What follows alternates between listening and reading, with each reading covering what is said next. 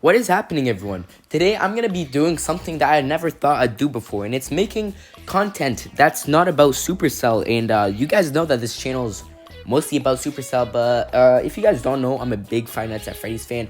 As a kid, I was literally scared of Freddy. I'd have nightmares of Freddy all the time. And today we're gonna be making a tier list of every single Five Nights at Freddy's game. But anyways, we're gonna be ranking the games on how fun they are from S tier. We're actually gonna add a row below, which is of course gonna be F tier, because some of these games are not fun.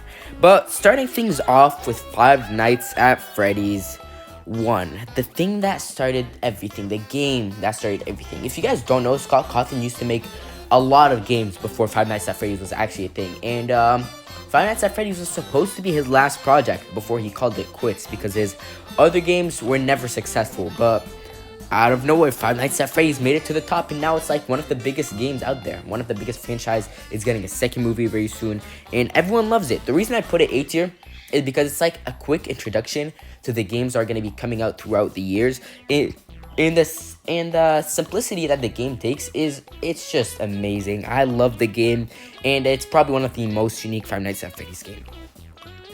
Next up is Five Nights at Freddy's 2. I will also put it in A tier because it just took Five Nights at Freddy's 1, added more animatronics, and overall made the game scarier to deal with because there's no doors to shut down, and it's all about fast reflexes.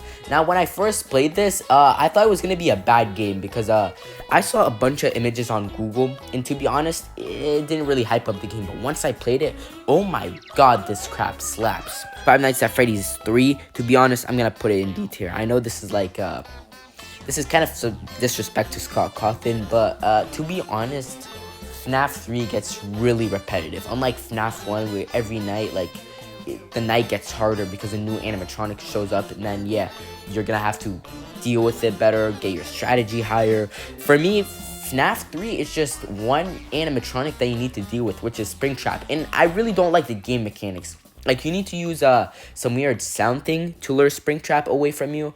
And to be honest, I really don't like it. I mean, the only reason I like this game, kinda, I'll put it in C tier so I don't make you guys mad, is because this is when the lore actually starts showing up. We have Springtrap himself, William Afton. We're facing him as his son, Michael Afton. And to be honest, the what do they call them? The Phantom animatronics are not scary at all. Next up, I am gonna be putting Five Nights at Freddy's 4 in B tier.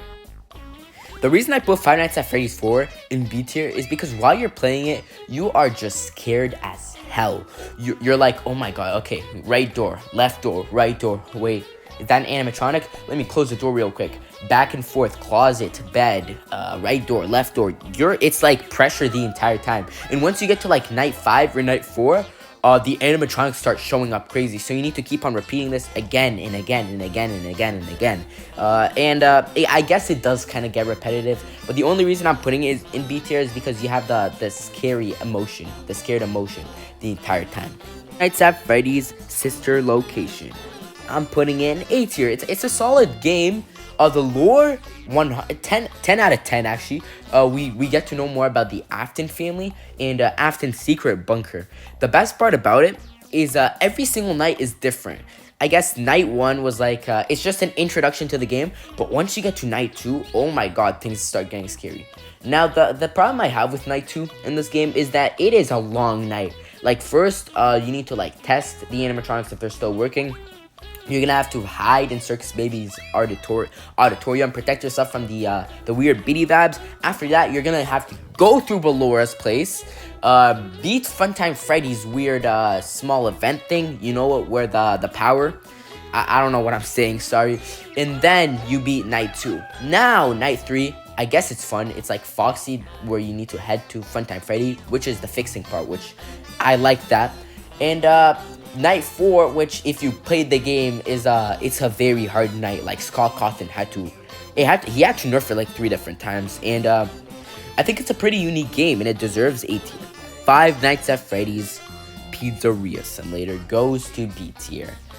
This game, it's pretty nice. You get to make your own pizzeria simulator. You get to have as much animatronics as you want during the game. It's a maximum of 4, a minimum of 1 or 0, I think. The least animatronics I've ever had was 1. The most I've had was 3.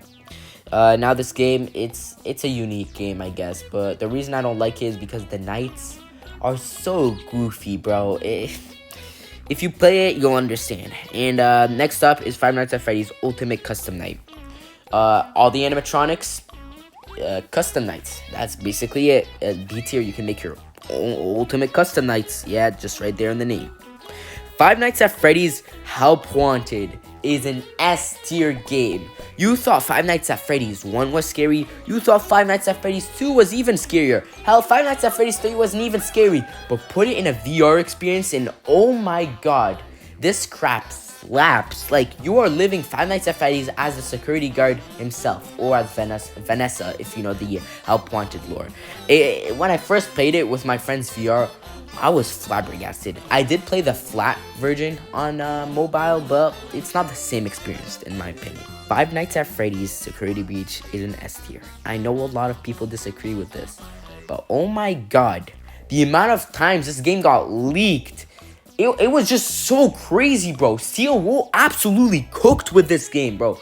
Everyone was so hyped about it. The teaser trailers, the trailer itself, it was worth the wait. I'm gonna say that. The 1 year delay, frick that. Oh no. Oh my god, this game was amazing. I played this game for like a month trying to beat it, and I got stuck on the part where the endoskeletons are inside the room. This game is absolutely amazing.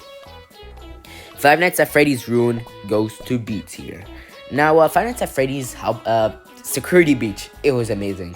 Then you bring in Security Breach Ruin, which is like a whole different game. The jump scares aren't even as scary as a Security Breach, and it's just overall a boring story with a clapped twist in the end. I mean, I guess it does give us some more lore about what's his name again, the Mimic. Yeah. But I guess that's it. I never got to play it. I just watched it. I didn't think it was worth re-downloading Security Breach for. So yeah, that's my thoughts about it. Help Wanted 2 goes straight to B tier. Now, Help Wanted 1 absolutely cooked. You know, they cooked with it. Like I told you, Steel Wool cooked with Help Wanted, an amazing game. Then you bring in Help Wanted 2. If you beat Help Wanted 1, then I would recommend playing Help Wanted 2 because all it's about is just like some mini games with like the Security Breach pizzeria. That's it. So it's a really different game than Help Wanted 1. The only good part about it is what is it called again? Oh yeah, the sister location part where you actually get to play nights in sister location, which half of it wasn't even nights from sister location, unlike what Help Wanted 1 does. So I'll put it in B tier. I never actually got to play this game. I just watched it because to be honest, it's not worth buying an Oculus Quest or VR, whatever you want, over this game. Five Nights at Freddy's Into the Pit goes to A tier. Now, if you've never been a Fnaf fan for long enough, or you just never read the Fnaf books, this game's probably gonna go straight to D tier. Because I know a lot of people that just don't, I mean, not a lot of people, but some people didn't enjoy the game because they just spent $30 on it, they played it, and that's it. But the part that's nice about it is that you got to read the book before this game came out. So like, you get to see a book that you read come to life inside a pixel-like game. And I'm a huge fan of pixel-like games. Like, I played Mr. Hops 2 and Mr. Hops 1. Amazing games. And you just made a Five Nights at Freddy's version of a Mr. Hops game. I just love that. The only problem I see about it is that my friend, he beat the first ending in like 20 minutes in the library. I expected it to be longer, to be honest, because the book was pretty long. It was like 90 pages, and there was a lot of detail. But once you see it in-game, it goes pretty fast. You know, you don't have the time to enjoy the detail. So I don't recommend buying the game if you're not that big of a FNAF fan or you've never read any of the FNAF novels. Five Nights at Freddy's AR would normally go to C tier, but I'm putting it in D tier because, to be honest, when I was a kid, it goes straight to F tier. Just imagine this. The game comes out, you try to play the game, and then you get some message saying, special, we're delivering some animatronics to your house. I was scared, to be honest, but of course it's not believable because animatronics didn't exist. It's pretty cool. I replayed the game like a year or 2 years ago on my phone. It's now discontinued, sadly. It was a pretty unique game. It's actually kind of fun once you actually understand how to play the game. And once again, it makes you feel like you're an actual Five Nights at Freddy's security guard dealing with animatronics, just like Help Wanted did. But this time, it's just on phone, and they cooked a bit less. Overall, it's a deserving B tier game. Fnaf World, A tier. Oh my god, when I tell you this game, I was so hyped about it. I'm pretty sure it only lasted like a month or two before getting discontinued, but this game had so much potential. You just took Pokemon and made a Five Nights at Freddy's version of it. Not even Pokemon, like Monster Legends. Did you guys ever play that on mobile? That game, oh, that game was my childhood, and you just made a Five Nights at Freddy's version, and then you just discontinue it like that. It's just like FNAF AR, they just discontinued it for no reason. I wish I actually played when FNAF World first came out, because now I have to go through some shady websites, and then I have to play some weird version of it, which isn't fully replicated. FNAF Kart goes to B tier. Now, FNAF Kart is an interesting game. I was pretty hyped when I first saw the August lineup for the Five Nights at Freddy's birthday week. I was pretty hyped. They could have done it better, because I watched Dawko play it. I still never played it myself, because I'm not really that interested anymore. But I saw Dawko play it, and the drifting mechanics and like the moving mechanics just absolutely suck. They need to like find a way to make the actual racing track bigger and make it like Mario Kart. You know, you guys ever play Mario Kart or like Mario Kart 8 Deluxe? I want it to be like that, a Mario Kart 8 Deluxe version of Five Nights at Freddy's. Then I'll think about buying the game. Make it $20, hell I'll buy it. Make it $40, hell I'll buy it. Make it $80, hell I'm broke. No, I won't buy it. But yeah, that's my thoughts about it. The game has so much potential. Make it a battle pass or a kart pass, whatever you want to call it. Make some skins, some achievements, new racing tracks, maybe every update, and maybe this game will make it somewhere to the S tier, maybe. But overall, yeah, that's it. Before I end this video off, I just wanted to tell you guys that this video is solely based on my opinion. You guys might not like some spots. Like, for example, some of you guys might think Security Breach is all the way in D tier. Maybe Five Nights at Freddy's into the bit F tier or D tier. But once again, it's just everyone's opinions are different. FNAF Car might be F tier for you. Five Nights at Freddy's 3 may be A tier for you. Five Nights at Freddy's 1 may be S tier, which I changed my mind. It is S tier for me, because once again, you guys heard what I said in the beginning of the video. But if you guys would like to see a part 2 of this, where I actually rearrange spots based on the community's opinion, tell me down in the description below.